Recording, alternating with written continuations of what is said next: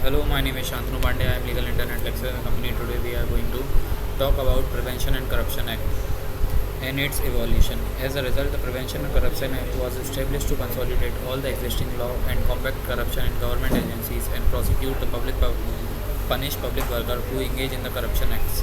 It is a powerful tool to combating the evils. The effectiveness of the legislation is critical to the success of the anti-corruption efforts. The central government has the authority under the Act to appoint judges to investigate and try cases, and the offence punishable under the Act are committed where a conspiracy to conduct or an attempt to commit the offence defined under the Act is made. The author attempt to explore the Prevention and Corruption Act 1988 in this article by addressing its evolution as well as the significant provisions. The article will also discuss the legislation amendment as well as judicial pronouncement of the Act. Evolution of the Act.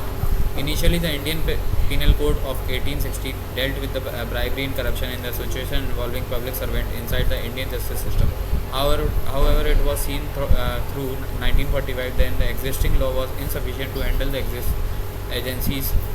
An issue was felt to establish a unique law with bribery and corruption, so the Prevention and Corruption Act 1947 was adopted impressively.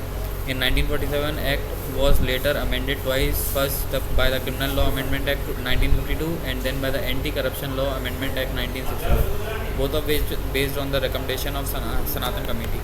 As a result of 1947, the Act serves a model for 1988 Prevention of Corruption Act which went into effect on September 9, 1988.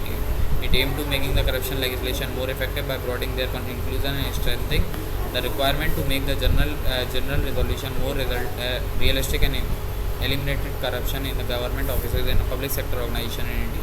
The purpose of the Prevention and Corruption Act is aimed to combat corruption in different government organizations and public sector entities in India. Thank you. For any other doubt, let us know through